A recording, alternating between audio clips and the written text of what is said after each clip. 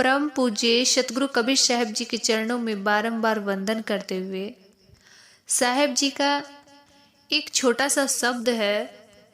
उस शब्द में वो बताते हैं कि एक ऐसा घर है जिस घर में 4 नारी रहती हैं और 4 पुरुष रहते हैं। एक ही घर में 8 लोग रहते हैं, लेकिन अचंभा ये है कि जब स्त्रियां रहती हैं तो वहाँ पुरुष नहीं रहते, और जहाँ पे पुरुष रहते हैं वहाँ पे स्त्रियां नहीं रहती। सुनने में थोड़ा अजीब लगता है कि ऐसे कैसे हो सकता है, एक ही घर में 8 लोग रहते हो, 4 स्त्री 4 पुरुष, लेकिन ये कैसे हो सकता है कि जब स्त्रियां रहती हैं तो पुरुष नहीं रहते और पुरुष रहते हैं तो स्त्रियां नहीं रहती। सबसे पहले इस चीज़ को समझते हैं कि साहेब घर किसको कह रहे हैं। एक शब्द था उनका कि संतो घर में झगड़ा भारी, रात दिवस मिली उठी उठी लागे 5 डोटा एक नारी। तो उसमें वो किसी घर की बात को नहीं कह रहे हैं, वो शरीर के ऊपर ही बता रहे हैं कि शरीर रूपी घर में झगड़ा लगा है। उसी प्रकार से इस शब्द में भी साहेब यही बताना चाहते हैं कि घर कोई ईंटा बालू पत्थर का नहीं बना है। ये जो हमारा पंच तत्व 3 गुण का जो शरीर है, इसी को साहिब कहते हैं कि इसी शरीर रूपी घर में 4 नारी और 4 पुरुष रहते हैं। लेकिन अचंभा ये है कि जब स्त्रियां रहती हैं तो पुरुष नहीं रहते हैं, और पुरुष रहते हैं तो स्त्रियां नहीं रहती। तो आइए सबसे पहले हम ये जानते हैं कि वो 4 स्त्रियां कौन हैं। साहिब बताते हैं कि जब इस घर में वो 4 स्त्रियां रहती हैं तो घर में सुख शांति है, समृद्धि है, आनंद ही आनंद है। लेकिन जब 4 पुरुष आ जाते हैं, 4 स्त्रियां चली जाती हैं, तो इस शरीर रूपी घर में टेंशन, चिंता, रोग, व्याधा सब इसको घेर लेते हैं। तो आइए जानते हैं कि वो 4 स्त्रियां कौन हैं और उनका स्थान कहाँ कहाँ पर है। साहिब बताते हैं बुद्धि, शर्म, दया और हिम्मत, ये 4 नारियां होती हैं। इनका वास रहे जिस घर में सुख संपत्ति की ज्योति है। 4 नारी कौन से बताए? बुद्धि, शर्म, दया और हिम्मत। ये 4 नारियां सबके शरीर में विराजित हैं। सबके पास बुद्धि भी है, शर्म भी है, दया भी है, हिम्मत भी है। जिसके पास ये 4 नारियां हैं वो अपना जीवन सुख शांति से बिताता है।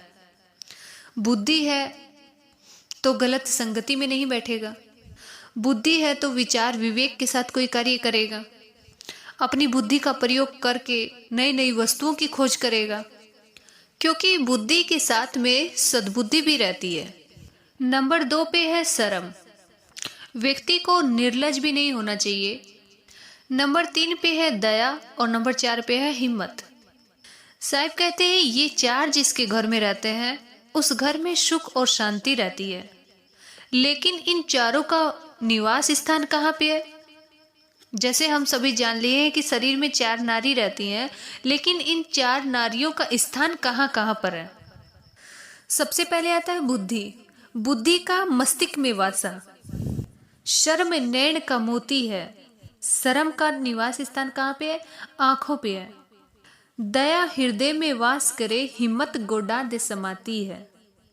दया का निवास स्थान कहाँ पे है? हृदय में है।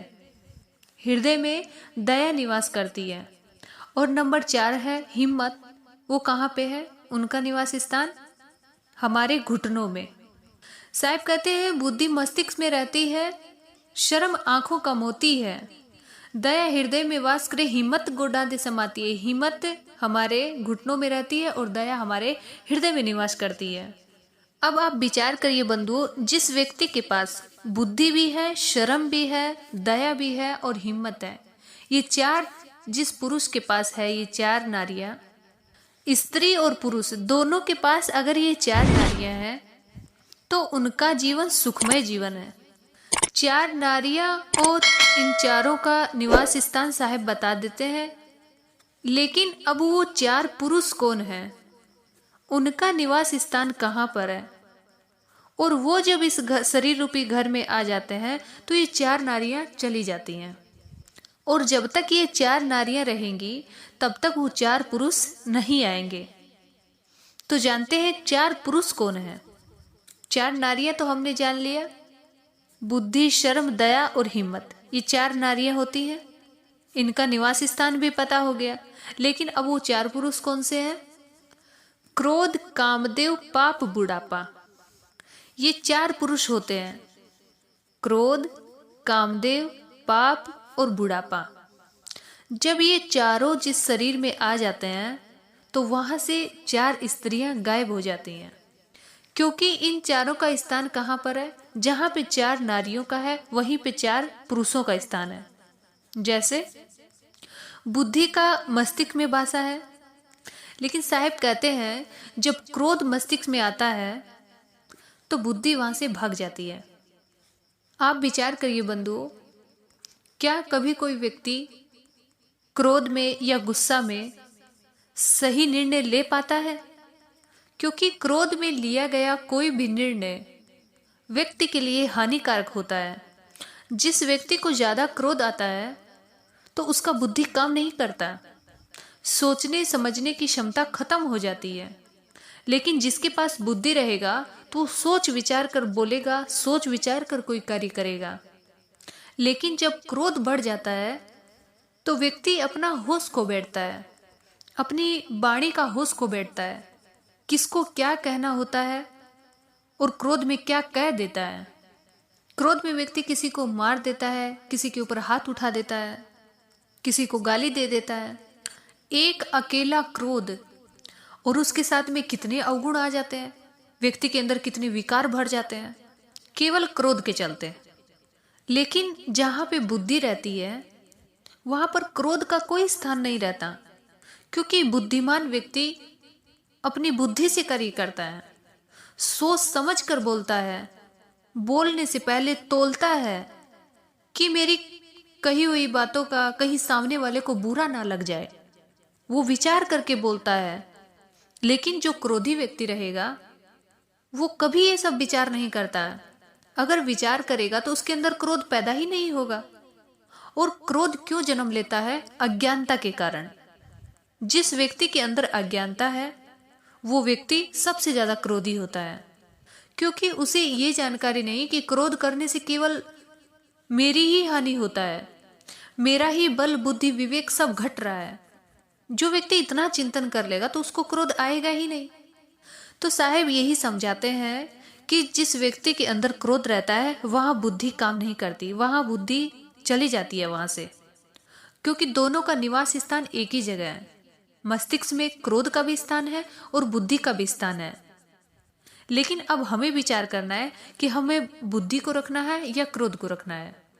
नंबर 2 पे साहब बताते हैं कामदेव। काम किसे कहते हैं? साहब कहते हैं काम काम सब कोई कहे, काम न चिन्हे कोई, जेते मन की कल्पना काम कहावे सोए। आपके मन में जितनी भी कल्पनाएं उठती हैं साहब कहते हैं वो सब काम है। लेकिन इसका स्थान कहाँ पे है? जहां पे शर्म का स्थान है वहीं पर काम का स्थान है। शर्म का स्थान कहाँ पे है? आंखों में है।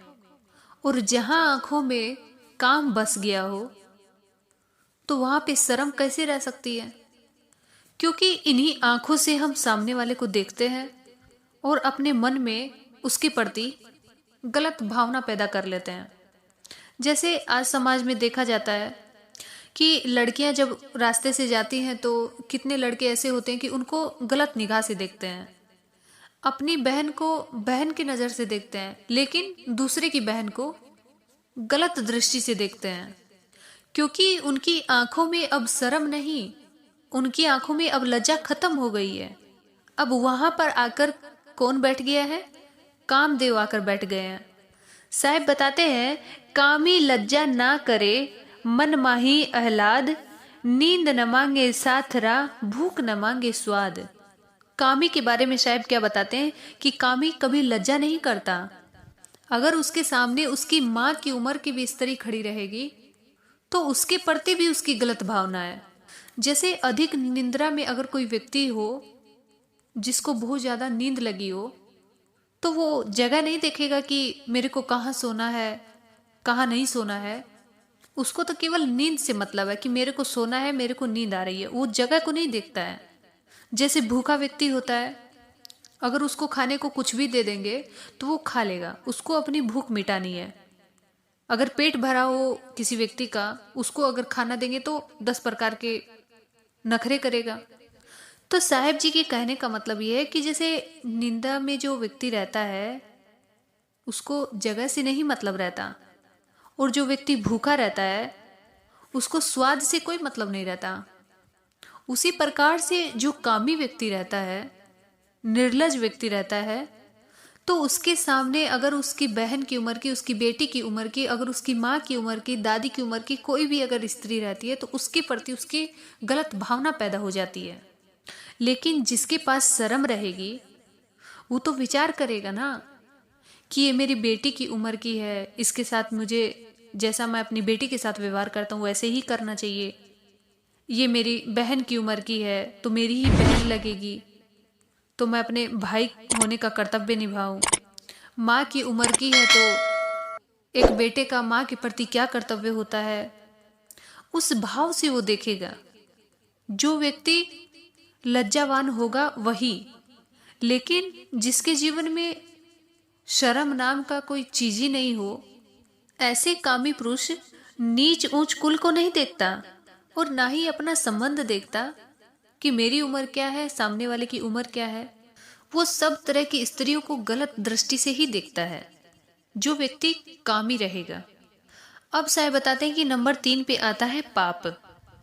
पाप का स्थान कहाँ पे है? जहां पर दया का स्थान है। दया कहाँ पे है? हृदय में। हृदय में दया निवास करती है और पाप भी हृदय में ही निवास करता है, क्योंकि जब दया हट जाती है तो पाप वहां पे आके बैठ जाता है। जब तक हृदय में दया रहती है, व्यक्ति किसी जीव का वध नहीं करेगा। वो मांसाहारी ना होकर बल्कि शाकाहारी बनकर अपना जीवन बिताएगा। गरीबों के प्रति दया भाव, करुणा भाव, प्रेम, क्षमा, शील, संतोष, ऐसे भाव उसके अंदर उत्पन्न होंगे जिसके हृदय में दया रहती है। लेकिन जब पाप आकर अपना स्थान बना लेता है दया के स्थान पर, तो पाप तो गलत काम करवाता है, नरक में ले जाने वाला काम करवाता है, शाकाहारी की जगह मांसाहारी बनता है, जीवों का भी वध करता है। क्योंकि जब पाप आ जाता है तो व्यक्ति के अंदर से दया खत्म हो जाती है। चाहे वो मारे काटे कुछ भी करे, उसे कोई फर्क नहीं पड़ता। कई बार लोभ में पड़ के भी व्यक्ति पाप कमाता है, चोरी कर लेता है, किसी गरीब व्यक्ति के धन को छीन लेता है। जब तक पाप रहेगा तब तक हृदय में दया का कोई स्थान नहीं। फिर साहब नंबर 4 पे बताते हैं बुढ़ापा। इसका निवास स्थान कहाँ पे था? जहाँ पे हिम्मत का था। हिम्मत जब तक हमारे घुटनों में रहती है तब तक हम चलकर कुछ भी काम कर लेते हैं। लेकिन जब व्यक्ति का बुढ़ापा आ जाता है, व्यक्ति जब बूढ़ा हो जाता है, तो ये घुटने काम करना बंद कर देते हैं, क्योंकि अब शरीर में हिम्मत नहीं बची। जब तक हिम्मत थी तब तक घुटने काम कर रहे थे, लेकिन अब बुढ़ापा आकर बैठ गया है तो हिम्मत अब खत्म हो गई है। किसी बूढ़े व्यक्ति से पूछेंगे तो उनके पास ये अनुभव है, वो बता सकते हैं, क्योंकि उनके पास जब हिम्मत थी तो वो खूब काम करते थे, लेकिन अब बुढ़ापा आ गया है तो हिम्मत खत्म हो गई है। एक समय ऐसा था जब हिम्मत थी लेकिन बुढ़ापा नहीं था, लेकिन अब बुढ़ापा आ गया तो हिम्मत खत्म हो गई। अब तो बूढ़ा व्यक्ति चलता भी है तो लाठी के सहारे या फिर किसी व्यक्ति का सहारा लेके वो चलता है, क्योंकि घुटनों से अब हिम्मत खत्म हो गई है। हिम्मत चली गई, बुढ़ापा आ गया। दोनों चीज एक जगह तो रह नहीं सकती। बुढ़ापा रहेगा तो हिम्मत नहीं रहेगी, हिम्मत रहेगी तो बुढ़ापा नहीं रहेगा। तो साहेब बताते हैं कि 4 स्त्री और 4 पुरुष सबके पास है, और यही 4 स्त्री जब रहेंगी तो 4 पुरुष नहीं आएंगे। बुद्धि, शर्म, दया और हिम्मत, ये 4 जिसके जीवन में रहते हैं तो वहां पे क्रोध, कामदेव, पाप, बुढ़ापा, ये 4 पुरुष वहां पे नहीं आएंगे। इसलिए साहिब कहते हैं कि केवल प्रेम करना है तो 4 स्त्रियों से करो, पुरुषों से नहीं। 4 स्त्री कौन कौन? बुद्धि, शर्म, दया और हिम्मत। इन 4 स्त्रियों से जो प्रेम करता है, जो व्यक्ति इनको अपने जीवन में धारण करता है, वही अपना जीवन सुख और शांति से बिता सकता है। और जो व्यक्ति क्रोध, कामदेव, पाप और बुढ़ापा, इन चारों से अगर जो व्यक्ति प्रेम करता है, वो व्यक्ति अपने जीवन की सुख शांति को खो देता है। जहां बुद्धि रहेगी वहां शर्म रहेगी, जहां शर्म रहेगी वहां दया भी रहेगी, और जिसके हृदय में दया रहेगी वहां हिम्मत भी रहेगी। जिसके जीवन में ये चारों रहेंगे वो व्यक्ति सत्कर्म की तरफ चलता है, सतमार्ग में चलता है। और जिसके जीवन में क्रोध, कामदेव, पाप, बुढ़ापा, इन चारों से जो लगाव लगाता है, इन चारों से जो प्रेम करता है, उसका स्थान कहाँ पे होगा? नरक में होगा। क्योंकि क्रोध से काम बढ़ता है, और काम बढ़ता है तो पाप भी अवश्य ही करेगा व्यक्ति। और जब पाप जीवन में बहुत ज्यादा बढ़ जाता है तो बुढ़ापा आने में ज्यादा टाइम नहीं लगता है। इसलिए इन चारों को तो दूर से ही नमस्कार करो। 4 नारियों से प्रेम करो और इन 4 पुरुषों से दूर से ही नमस्कार करो। बोलिए सतगुरुदेव भगवान की जय। साहे बंदगी, शाहे बंदगी, शाहे बंदगी।